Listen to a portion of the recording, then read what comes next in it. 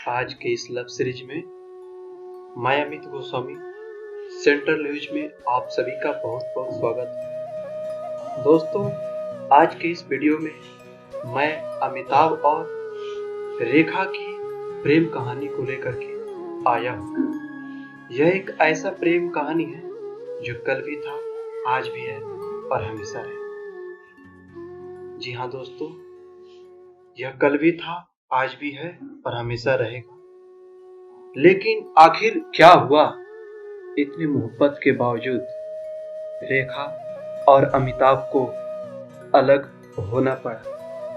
क्या उसके कारण जया बच्चन थी? जी हाँ दोस्तों, शायद ऐसा ही है। क्या है कहानी? हमारे वीडियो से अंत तक बने रहे, मैं आपको पूरी कहानी को विस्तार से बताता हूँ। जया बच्चन ने रेखा को एक दिन डिनर पर बुलाया और कह दी थी ऐसी बात कि अमिताभ से हमेशा के लिए दूर चली गई थी। वह बात क्या था, आपको मैं इस वीडियो के माध्यम से बताना चाहूंगा। बॉलीवुड एक्ट्रेस रेखा अब 66 साल की हो चुकी है। 10 अक्टूबर 1954 को चेन्नई में जन्मी रेखा की गिनती बॉलीवुड के ऐसे सिलेबस में की जाती है जिनकी लव 1973 में जया से शादी के कुछ सालों बाद ही रेखा और अमिताभ के अफेयर की खबरें सुर्खियों में आने लगी थी। कहा जाता है कि 1976 में फिल्म दो अनजाने की शूटिंग के वक्त अमिताभ और रेखा करीब आए थे। हालांकि दोनों के प्यार के चर्चे जब जया तक पहुंचे तो उन्होंने रेखा को एक डिनर पर बुलाया जिसने सब कुछ बदल कर रख दिया था। आखिर क्या हुआ था उस डिनर वाली रात में, आपको मैं बताता हूँ। मीडिया रिपोर्ट्स के मुताबिक एक दिन जब अमिताभ शूटिंग के लिए मुंबई से बाहर गए थे तो मौका देखकर जया ने रेखा को डिनर पर इनवाइट किया। जया ने रेखा को फोन किया। हालांकि जया का फोन रिसीव करते समय रेखा सोच रही थी कि कहीं वो उन पर नाराज तो नहीं है या नाराज हो न जाए या कुछ भला बुरा ना कर। लेकिन ऐसा कुछ नहीं हुआ। जया ने बेहद सादगी से रेखा को डिनर करने के लिए घर बुलाया। जया का निमंत्रण मिलने के बाद रेखा ने सोचा कि ऐसा ना हो कि जया उन्हें घर बुलाकर बेइज्जत करे। ये सब सोचते हुए रेखा जया के घर डिनर पर पहुंची। जया ने रेखा का स्वागत किया, उनसे ढेर सारी बातें की। हालांकि इस बीच अमिताभ का जिक्र कहीं नहीं हुआ। डिनर करने के बाद जया ने रेखा को अपना घर दिखाया। जब रेखा लौटने लगी तो जया उन्हें बाहर तक छोड़ने भी आई। यही वो पल था जब सब कुछ बदल गया। जया ने दरवाजे पर रेखा को कहा, चाहे कुछ भी हो जाए मैं अमित को नहीं छोड़ूंगी। ये सुनकर रेखा सन्न रह गई। अमिताभ को पता चला तो उन्होंने बना ली थी रेखा से दूरी। जया और रेखा के साथ डिनर करने की खबर अगले दिन मीडिया की सुर्खियां बनी। हालांकि इस दौरान न तो जया और न ही रेखा ने कुछ कहा। अमिताभ को जब इस बारे में पता चला तो उन्होंने उसी क्षण ही रेखा से दूरी बना ली थी, क्योंकि उन्हें पता चल गया था कि जया अब उनके प्यार के बारे में सब कुछ जान चुकी है। जो कल तक छिपा हुआ था वो आज परिवार तक पहुंच गया है। दो अनजाने के सेट पर कुछ किस्से हुए थे। क्या हुए थे, कैसे अट्रैक्ट हुई थी, वो मैं आपको बताता हूँ। लेखक यासिर उस्मान की किताब रेखा द अनटोल्ड स्टोरी के मुताबिक दो अनजाने की शूटिंग के दौरान रेखा सेट पर टाइम से नहीं आती थी। कई बार वो शूटिंग में सीरियस नहीं रहती थी। ये सब देखकर अमिताभ बच्चन ने एक बार रेखा को सलाह दी कि आप समय पर आए और सीरियसली फिल्म करें।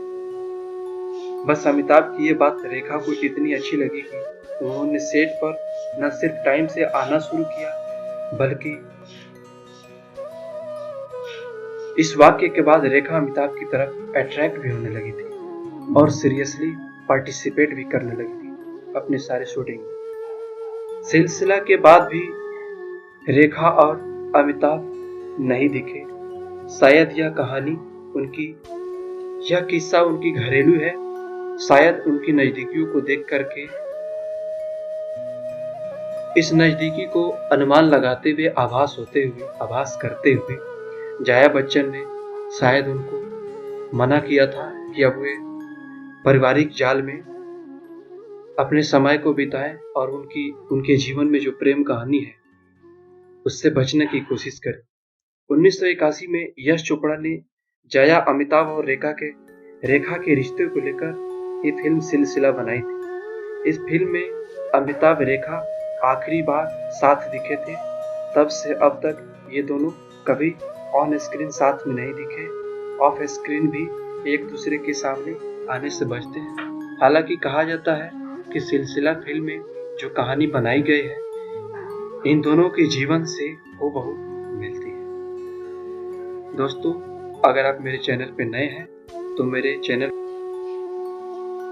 क्योंकि उन्हें पता चल गया था कि जया अब उनके प्यार के बारे में सब कुछ जान चुकी हैं। जो कल तक छिपा हुआ था वो आज परिवार तक पहुंच गया है। दो अनजाने के सेट पर कुछ किस्से हुए थे। क्या हुए थे, कैसे अट्रैक्ट हुई थी, वो मैं आपको बताता हूँ।